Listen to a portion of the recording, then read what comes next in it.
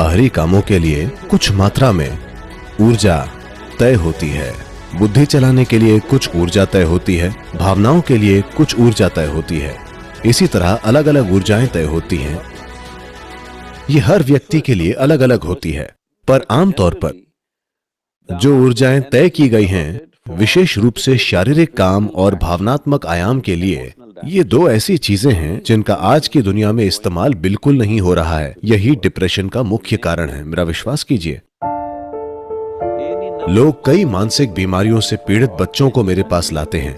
मैं उन्हें सिर्फ एक बात बताता हूं, कोई खेल जो उन्हें पसंद हो, तैराकी, टेनिस, कुछ भी, और संगीत। These two things you bring into their life with... अगर ये दो चीजों को आप उनके जीवन में लाते हैं तो 3 महीने में ज्यादातर बच्चे, 80 से 85% बच्चे काफी शानदार तरीके से ठीक हो जाएंगे, क्योंकि उनकी भावनाओं को व्यक्त करे बिना और भौतिक शरीर को पर्याप्त मेहनत मिले बिना वो पक्का डिप्रेशन में जाएंगे। आजकल ऐसा हो गया है, सूर्योदय मतलब लोग अपने फोन स्क्रीन पर देखते हैं, सूर्यास्त मतलब लोग अपनी फोन स्क्रीन पर देखते हैं। हाँ, तो हमारे जीवन की मदद करने वाले और उसे मैनेज करने वाली सभी चीजों के साथ संबंध खो देना, ये भविष्य की एक गंभीर चुनौती होगी। पर ये एक चीज है जो आप कर सकते हैं। अगर आपके बच्चे हैं तो छुट्टी मनाने के लिए उन्हें मुंबई, बेंगलोर, दुबई या दूसरी जगह पर न ले जाएं।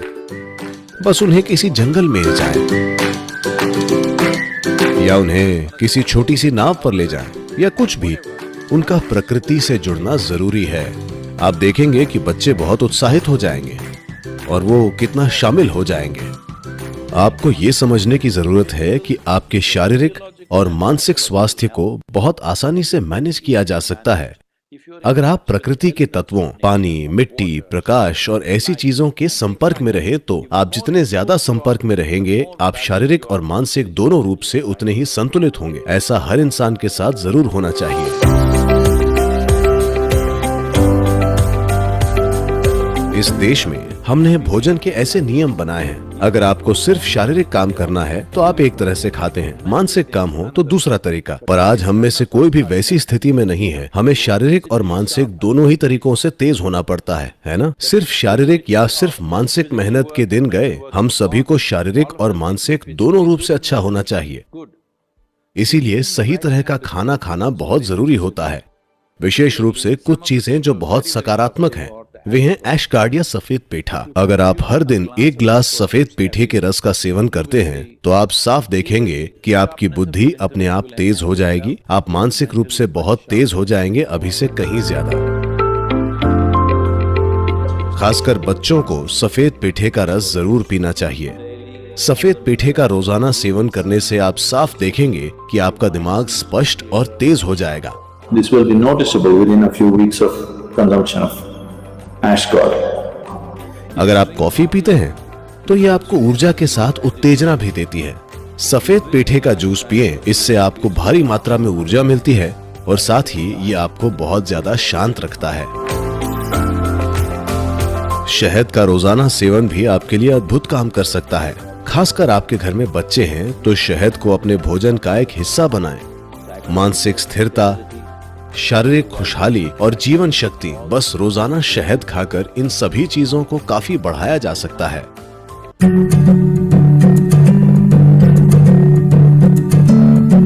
क्या आप जानते हैं कि शरीर में जो भी सफाई की प्रक्रियाएं होती हैं, चाहे आपकी आंतों की सफाई हो या मूत्राशय का खाली होना या फिर सांस छोड़ना, पसीना, ये सब अलग तरीके हैं जिनसे शरीर खुद को साफ करने की कोशिश कर रहा है।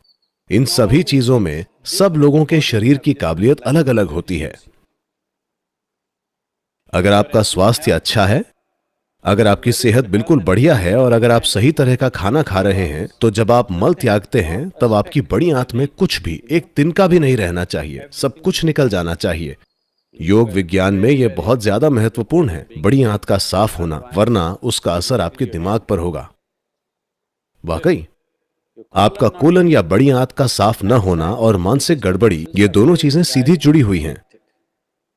योग विज्ञान की जीवन की समझ के अनुसार सुबह जागने के बाद 20 मिनट के अंदर स्वाभाविक रूप से अगर आंतें खुद को पूरी तरह से खाली नहीं करती हैं, That means you are in ill health or you are heading there quickly. तो यानी कि आप बीमार हैं या आप शारीरिक और मानसिक रूप से जल्द ही बीमार होने वाले हैं। इन दोनों में से कोई भी जो आप में ज्यादा कमजोर है वो पहले खराब होगा। अगर आप आयुर्वेदिक डॉक्टर के पास जाते हैं तो आपकी जो भी समस्या हो सबसे पहले वो आपकी आंत साफ करेगा, क्योंकि बड़ी आंत को साफ रखना बहुत जरूरी है।